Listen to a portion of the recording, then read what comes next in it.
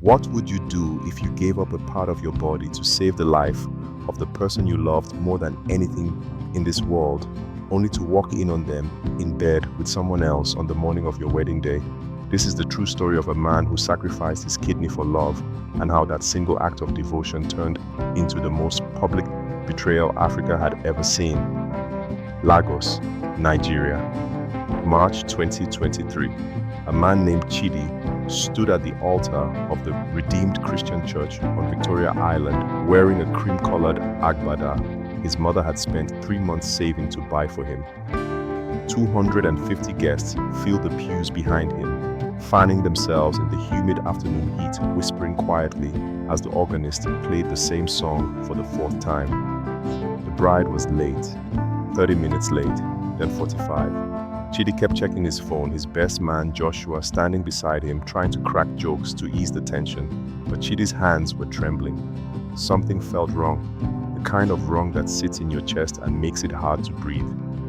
He could smell the lilies his fiancée Amara had insisted on, their sweet scent now making him nauseous. The guests were no longer whispering, they were staring. His mother was crying in the front row, and not the happy tears she had promised him that morning. Chidi turned to Joshua and said 4 words that would change everything. "Drive me to her house." What he found there would not only destroy him, but would spark a legal battle that would captivate the entire nation and force people to ask themselves one impossible question: how far is too far when it comes to revenge? Before we go deeper, let us know in the comments where you're watching from. We would love to hear from you, and if you are new here, click on the subscribe button so you never miss any of our upcoming videos. To understand how this day became the worst day of Chidi's life, we have to go back 3 years to 2020, when he first met Amara at a friend's birthday party in Lekki. Chidi was 28 years old, working as a civil engineer for a construction company in Lagos, making decent money but nothing extraordinary. He lived in a modest 2-bedroom flat in Surulere with his younger brother, sent money home to his mother in Enugu every month, and had the kind of quiet, predictable life that never made headlines. Amara was different. She was 25, a fashion designer with her own small boutique in Ikeja, the kind of woman who walked into a room and changed the air. She wore her hair natural, had a laugh that sounded like music, and when she talked about her dreams of expanding her business, her eyes lit up in a way that made you believe anything was possible. Chidi fell in love with her the night they met, and by their third date, he was already imagining what their children would look like. They dated for 6 months before everything changed. Amara started canceling dates, complaining about feeling tired all the time. She lost weight rapidly, her skin took on a grayish tone, and some mornings she could barely get out of bed. When she collapsed at her boutique one afternoon in January 2021, she had no choice but to see a doctor. The diagnosis came back like a death sentence: chronic kidney disease, stage 4, progressing rapidly. Both of her kidneys were failing, and without a transplant, she had maybe 2 years left, possibly less. The doctor explained that dialysis could buy her time, but finding a donor match in Nigeria was extremely difficult. The waiting lists were years long, and the cost of medical care would drain any savings she had. Chidi watched Amara break down in that hospital room, sobbing into her hands, and he made a decision right there that he thought was about love. He got tested the next day. When the results came back showing he was a perfect match, he did not hesitate. He told Amara he would give her one of his kidneys. She refused at first, crying and saying it was too much to ask, that she could not let him risk his life for her. But Chidi insisted. He held her hands and told her, "If I have 2 kidneys and you have none, what kind of man would I be if I kept both?" The surgery happened in April 2021 at a private hospital in Lagos. It cost 4 million naira, money Chidi borrowed from his uncle and planned to pay back over 5 years. The operation was successful. Amara received his kidney, her body accepted it without complications, and within 3 months she was healthier than she had been in years. Chidi recovered more slowly. He spent 2 weeks in the hospital dealing with pain and infection risks, then another month at home regaining his strength. He lost his job because he took too much time off, but he told himself it did not matter.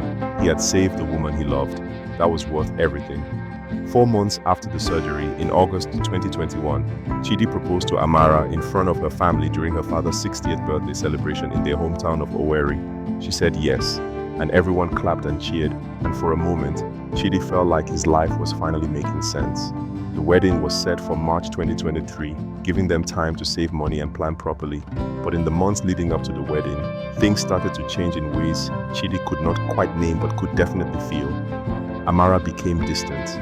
She stopped answering his calls as quickly, started spending more time with her friends, and when they were together, she seemed distracted, scrolling through her phone with a small smile that was not meant for him.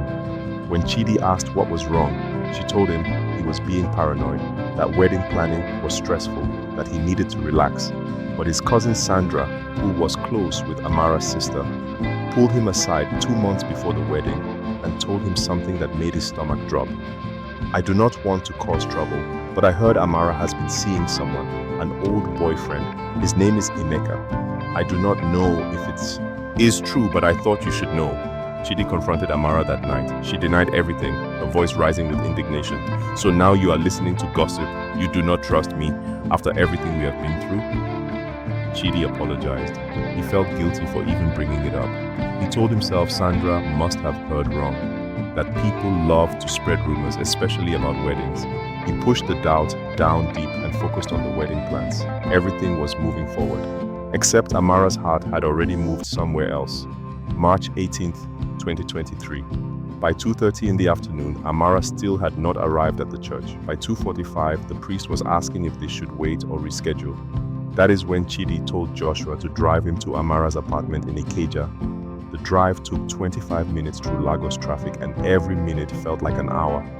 When they arrived at her apartment building, Chidi took the stairs 2 at a time up to the 3rd floor, his heart pounding in his chest. Her door was unlocked. He pushed it open and called her name. The apartment smelled like perfume and something else, cologne he did not recognize.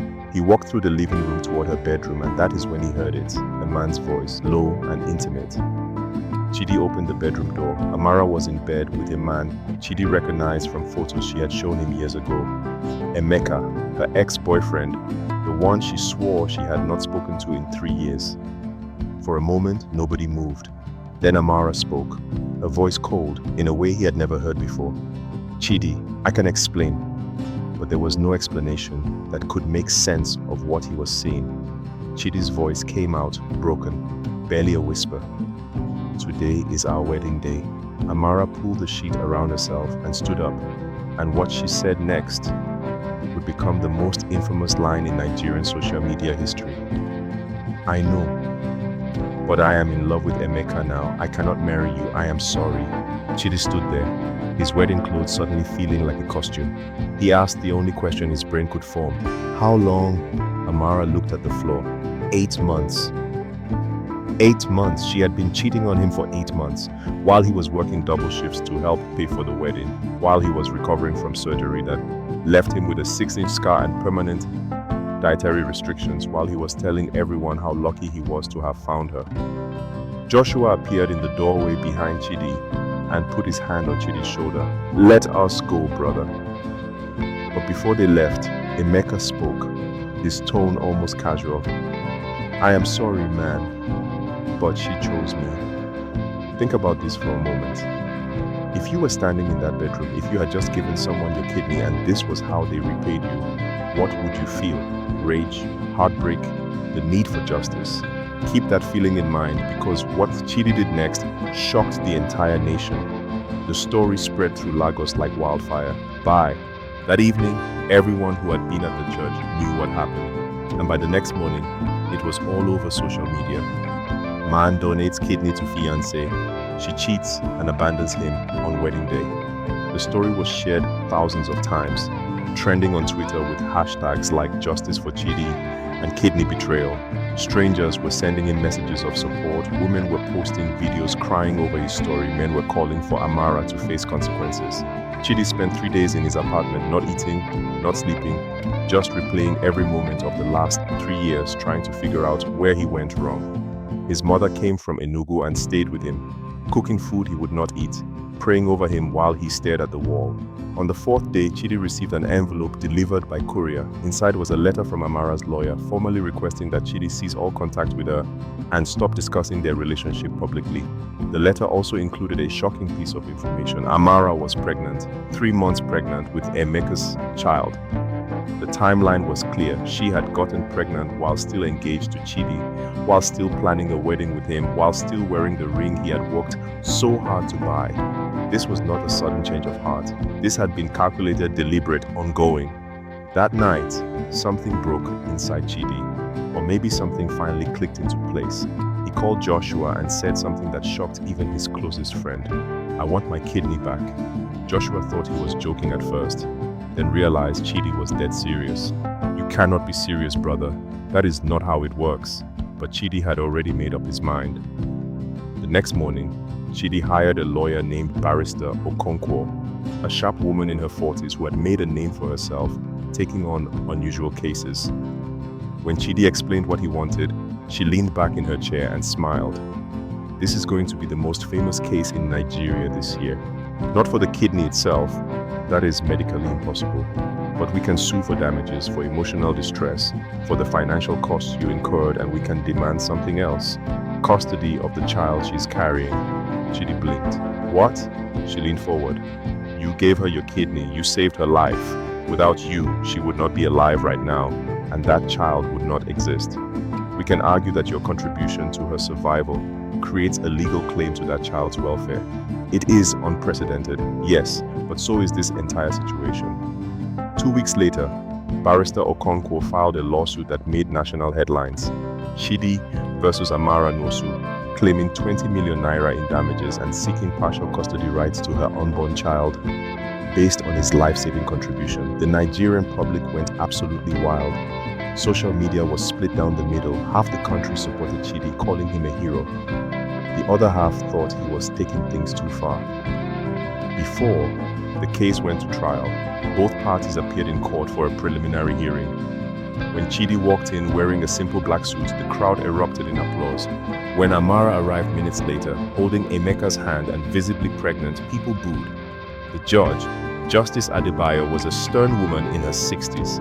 She looked at both parties and said, "This is not a circus. This is a court of law. We are here to determine legal facts, not to litigate morality on social media."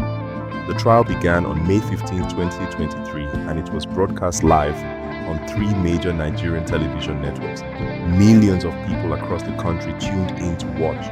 Barrister Okonkwo presented her case first, and she was methodical and devastating. She called Chidi to the stand, and he told his story in his own words. When he described walking into that bedroom on his wedding day, several people in the courtroom were visibly crying. She then presented medical records showing the extent of Chidi's sacrifice. The surgery had permanent effects on his health. He had to follow a strict diet for the rest of his life, avoid certain medications, undergo regular checkups, never play contact sports again, never drink alcohol in significant amounts, and had a higher risk of kidney disease himself as he aged. Text messages between Chidi and Amara were shown on screens around the courtroom. Messages from after the surgery where Amara thanked him repeatedly, told him she loved him, promised to spend the rest of her life making it up to him. Those messages were dated just 4 months before she was caught in bed with Emeka. The most damaging evidence came from Amara's own sister, Ngozi, who Barrister Okonkwo called as a witness.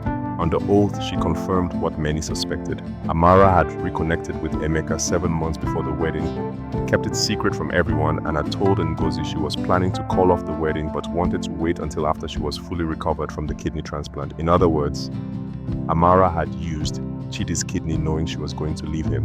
The courtroom gasped. Even Amara's own lawyer looked surprised. When it was the defense's turn, Amara's lawyer argued that while her actions were morally questionable, they were not illegal. Organ donation was treated as a gift, an unconditional act.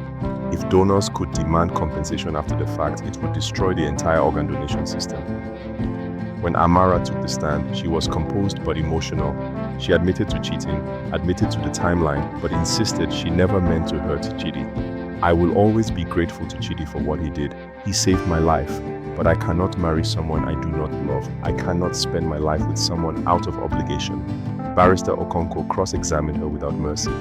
When exactly did you decide you did not love him? Before the surgery or after? Amara hesitated. After. How long after? Another pause. Maybe 6 months. So you knew you did not love him anymore, but you stayed with him, accepted his proposal, planned a wedding, all while seeing another man behind his back. Amara's voice was quiet. Yes.